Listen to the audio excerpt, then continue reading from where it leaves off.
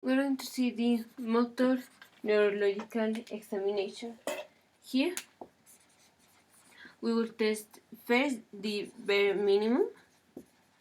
We will review what is the bare minimum. Then we will go to the upper motor extremity and lower motor extremity muscles.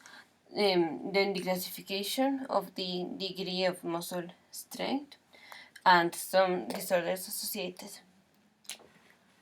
So the bare minimum would be to test the tone of the extremity. We will test the strength by testing the strength of the extensor muscles of the wrist and fingers. This will be for the upper extremity, as well as do the pronator drift. We'll talk about this. And for the lower extremity, the extensor muscles of the toe, and seeing the patient walking normal and on heels and then with toes. So this is the bare minimum to assess the tone, the strength, and see if the patient has atrophy. So this is the bare minimum. Now, the motor neurological examination will be divided on appearance,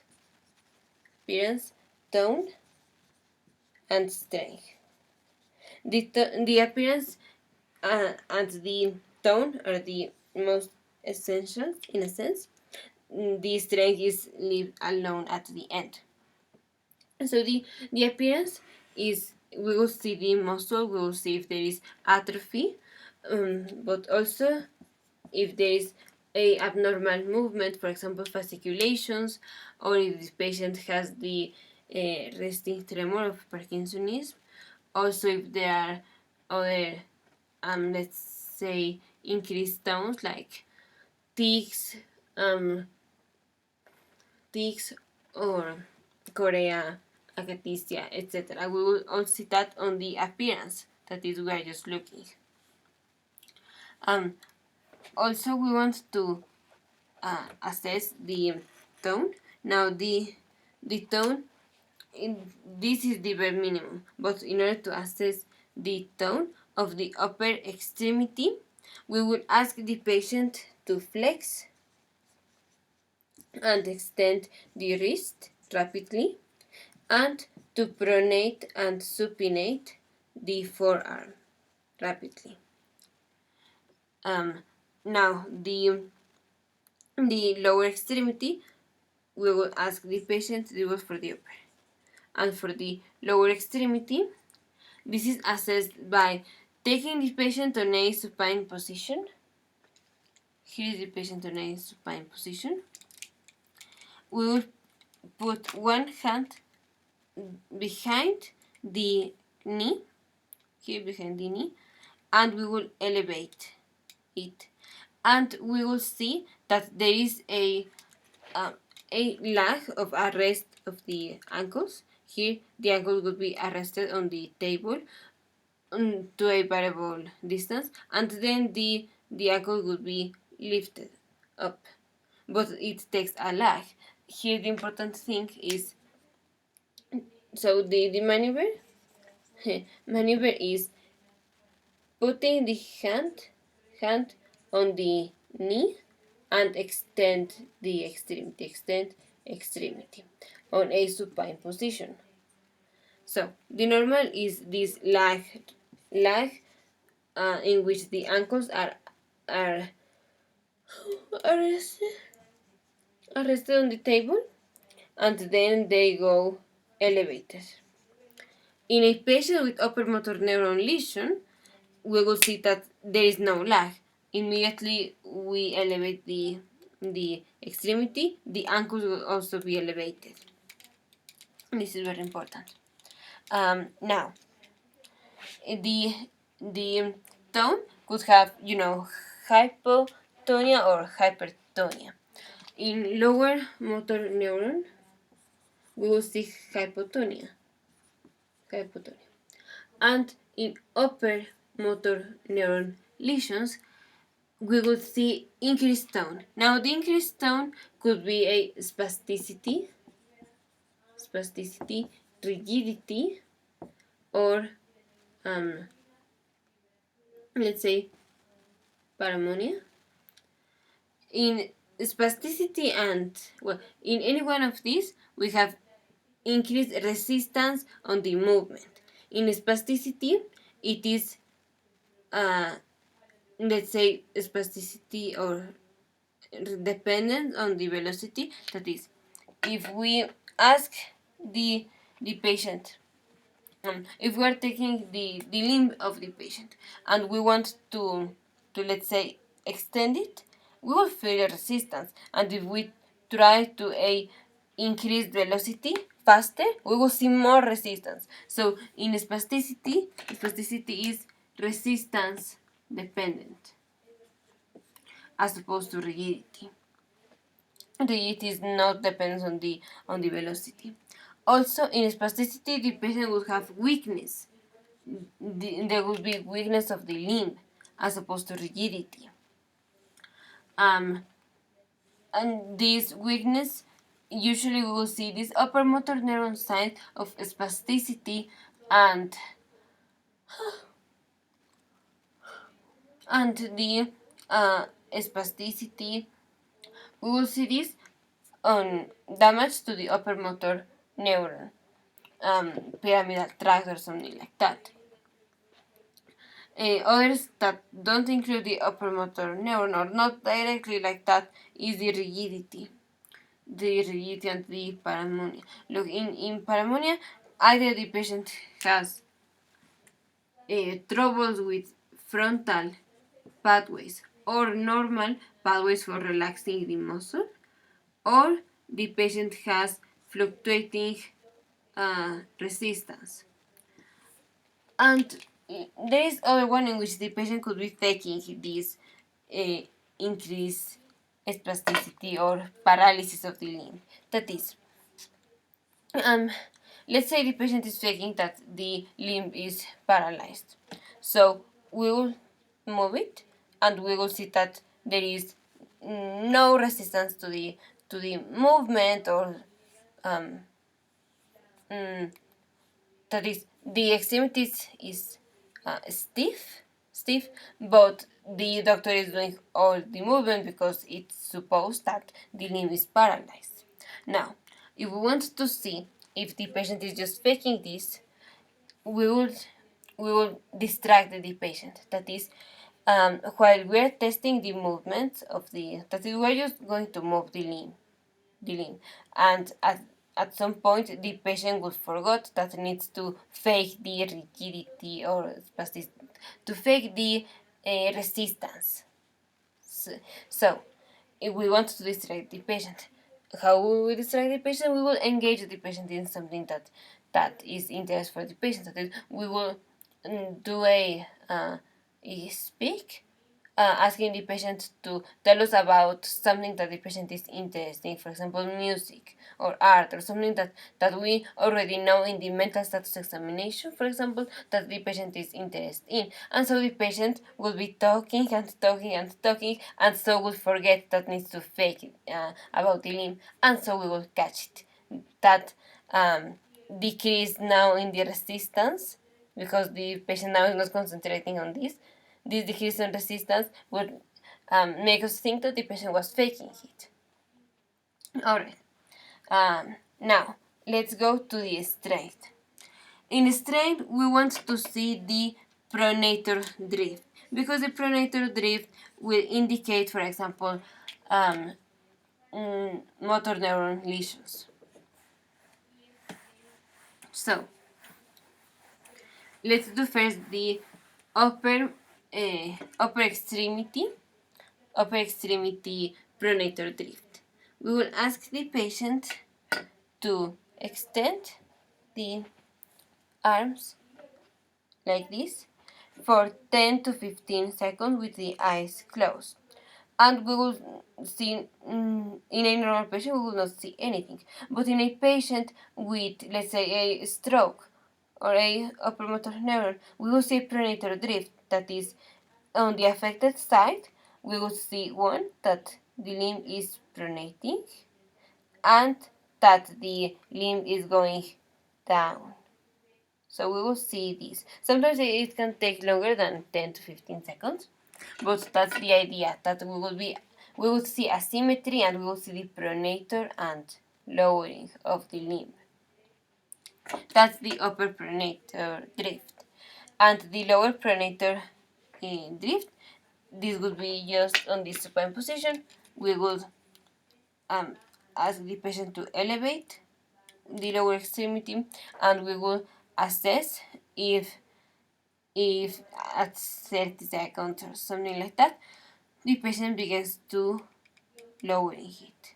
And we will do the same on the other extremity. Because if the patient begins to lowering it, we will think about a upper motor neuron lesion, because this would be a pronator drift.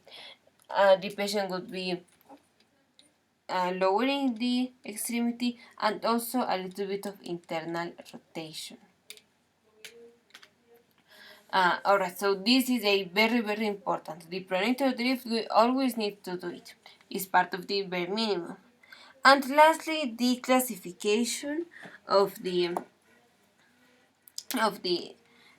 strength or force of the muscle. We have a classification with numbers and the classification, let's say, speak. So with numbers, we have 0, 1, 2, 3, 4 plus, 4, 4 less, or 4 minus, and 5. 4 minus, and here 4 plus. So 0 is there is no force felt. That is, we will be feeling some muscle, the muscle that we're trying to see the grade of strength. So let's say I want to test this muscle here. So I will test first if I can feel contractions. That is, maybe the articulation is not moving, but can I feel the contraction? If I cannot feel even the contraction, this is a 0. If I can feel that the muscle is contracting, but I don't see any movement of the articulation, that's 1. So contraction, but no movement. Now, if, alright, I see movement of the articulation, but only when I eliminate gravity. So when I no, sorry, a contraction but no movement. So yes, 2 would be contraction and movement,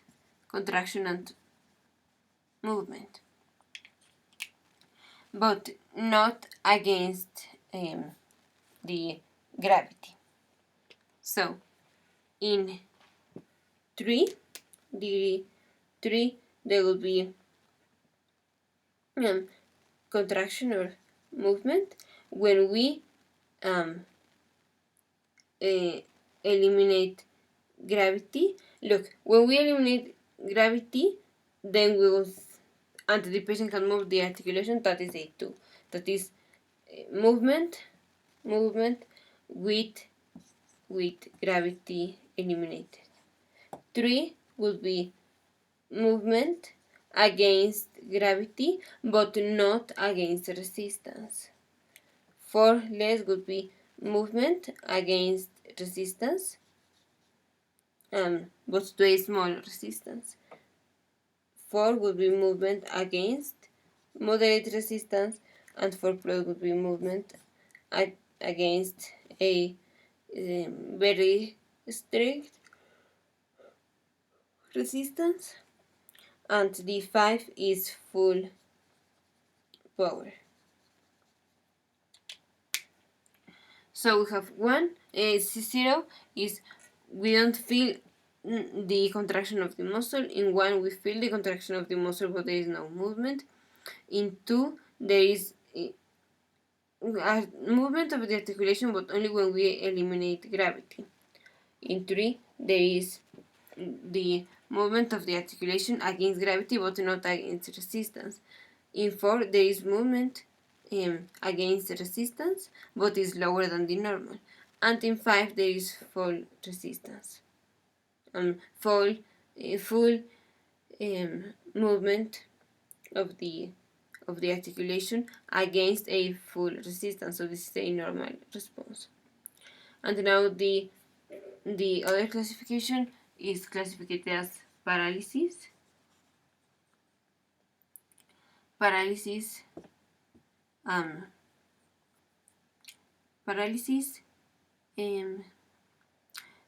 let's say motor strength weakness. So I have severe weakness, moderate weakness, and mild weakness. So the paralysis is for zero tone.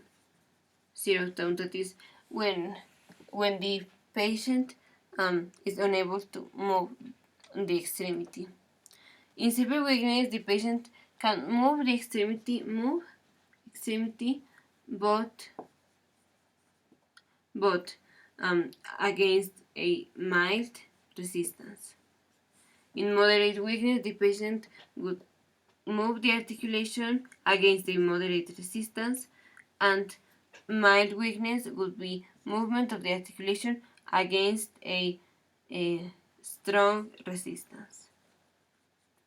And the full or the normal, that is when the patient can do all the movements.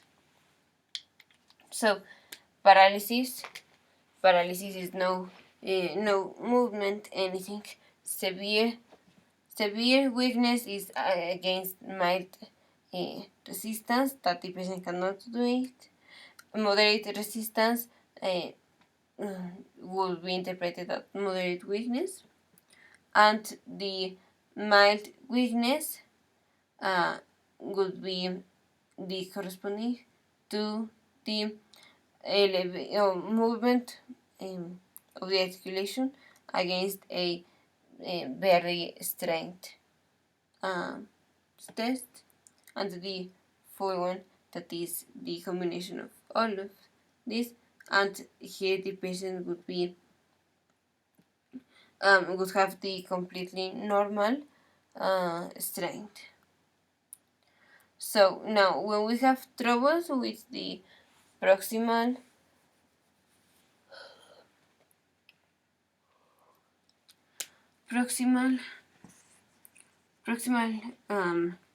muscles of the upper limb, we will think, for example, in myopathy. If there is involvement of the distal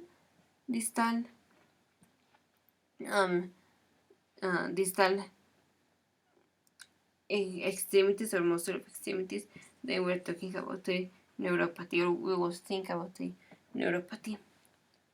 And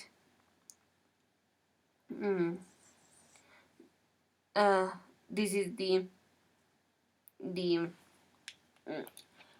what we will expect, or what is the first differential diagnosis that we want to see. On a proximal weakness, we will see, or we will think about myopathy. On a distal weakness of the extremity, we will think about neuropathy. And if there is let's say weakness on flexion or extension of the upper extremity, and there is damage or increase in the flexors of the lower extremity, then this is called a pyramidal lesion, and the patient would have most of the time a pyramidal tract damage. So this could be, for example, upper motor